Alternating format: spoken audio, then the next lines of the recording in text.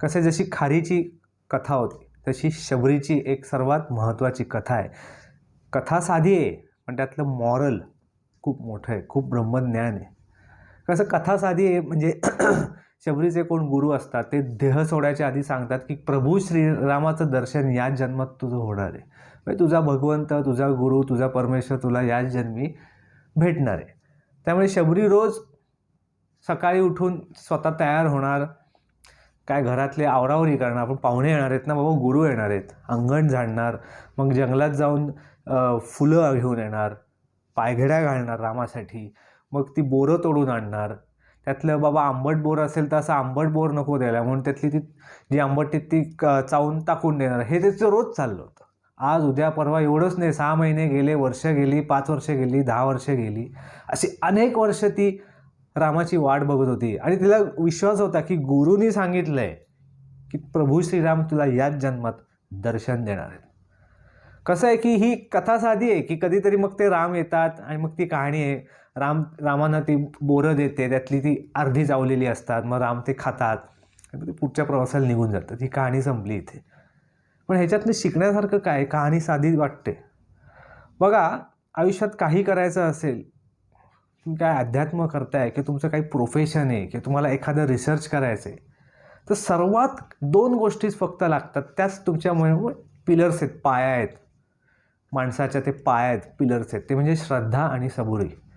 इथे शबरीची कहाणी बघितली तर साईबाबाची आठवण येते. साईबाबाच्या डोक्यावर कायम पोस्टर पाहिला, कुठलंही मंदिर मूर्ती पाहिली त्यावरती श्रद्धा आणि सबुरी एवढं. साईबाबा म्हटल्यावर हे 2च शब्द दिसतात.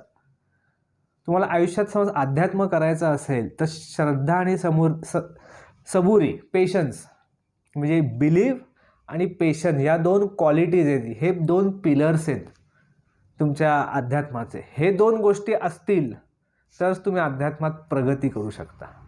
बघा कसं असतं की साधं तुम्ही गुरुकडे गेलात, त्यांनी काहीतरी उपाय दिला, बाबा हा प्रॉब्लेम आहे ना, हा घे उपाय. 4 दिवस झाले, 5 दिवस, 6व्या दिवशी सांगितला उपाय, काय उपयोग होत नाही. 6व्या दिवशी अरे प्रत्येक गोष्टीला एक काळ जावा लागतो. 6 काय, अरे 6 महिने जातात, 6 वर्षसुद्धा जाऊ शकतात, सांगता येत नाही. गुरुने सांगितलंय ना किंवा काम होणार आहे म्हणजे तेवढी श्रद्धा पाहिजे. श्रद्धा असते पण सबुरी नसते, म्हणजे पेशन्स नसतो. एखादी गोष्ट मिळवायची आहे. आजचं जे युग आहे, आजचा जो काळ आहे, आमची पिढी म्हणा किंवा आधीची पिढी म्हणा, ह्यांना अजिबात पेशन्स नाही. पटकन हवं आहे सगळं. संगीत शिकायचं म्हटलं तर 4 महिन्यात येईल का, 6 महिन्यात येईल का? संगीत म्हणजे 10 वर्षाची साधना लागते. अध्यात्म करायचं, नामस्मरण 3 महिन्यात करून काही मिळत नाही, तर 30 वर्ष जावे लागतील जरा, तेव्हा काहीतरी मिळेल.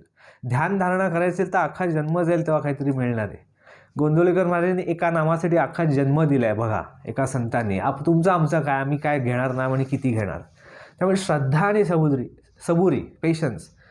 शबरीच्या गुरुनी सांगितलं की या जन्मात तुला राम भेटणार आहे म्हटल्यावर ती रोज सकाळी लवकर उठायची, रोज ती घर आवरायची, रोज ते अंगण झाडायचं, रोज ते जंगलात जाऊन फुलं आणायची, फुलांच्या पायघड्या घालायच्या, मग ती रोज ती बोरं तोडून आणायची. हे रोज असं तिने अनेक वर्ष, 10, 15, 25 वर्ष तेच करत बसली. कोण असं करू शकेल? म्हणजे एक म्हणतो ना, पेशन्सची एक लेवल असते, ती लेवल त्या व्यक्तीने पार केली आहे शबरी या कॅरेक्टरने रामायणातलं, म्हणून ती महत्त्वाची. आणि त्याच्यात सुद्धा ती रोज ती बोरं आणायची, ती तोडायची, त्यातले आंबट नाही ती टाकून द्यायची, गोड काढायची. एखादी व्यक्ती असेल सामान्य तुमच्या आमच्यासारखी, करेल, ठीक आहे, अगदी श्रद्धा आहे गुरु, 5 महिने करेल, फार फार तर वर्ष 2 वर्ष करेल, तर नंतर ती म्हणेल ना, अरे गुरु काय, गुरुनी देह सोडून गेला, राम भेटणार, कधी भेटणार, रोज हेच करत बसायचं का मी? पण त्यांनी श्रद्धेने आणि सबुरीने पेशन्स ठेवून हे केलं.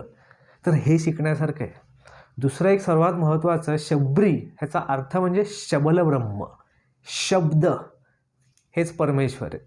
शब्दांची ताकद कोणाकडे होती? शबरीकडे होती. बोर हे साधं फळ नाही. बोरांमध्ये जी आपली 52 बीजाक्षर आहेत, मराठीतली 52 बीज, क ख ग वगैरे सगळे स्वर आणि व्यंजन, बोरामध्ये ती पिकलेल्या बोरांमध्ये त्याची ताकद असते. त्यामुळे ज्या बोरांमध्ये ते ताकद नाही आहे, म्हणजे आंबट लागत असेल, ती बोरं ती साईडला करत होती.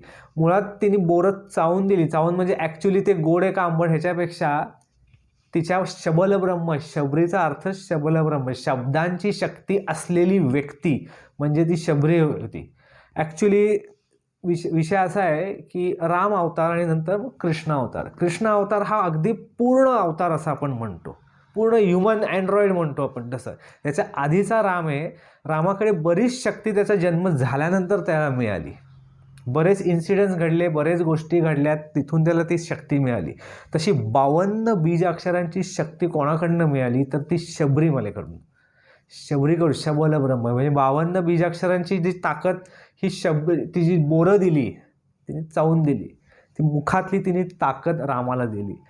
हा अर्थ बऱ्याच ग्रंथांमध्ये पण नाही, अनेक ठिकाणी नाही, पण हे आहे. अशी ही शबरी होती.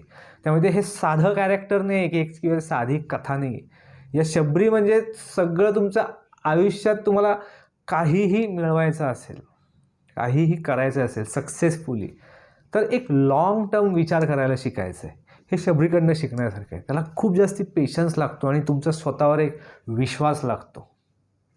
हे शिकण्यासारखं आहे. अशा या रामायणातल्या ज्या काय कथा आहेत, कथा साधी असली त्यातलं ब्रह्मज्ञान खूप आहे जे आयुष्यभर उपयोगी पडेल. धन्यवाद.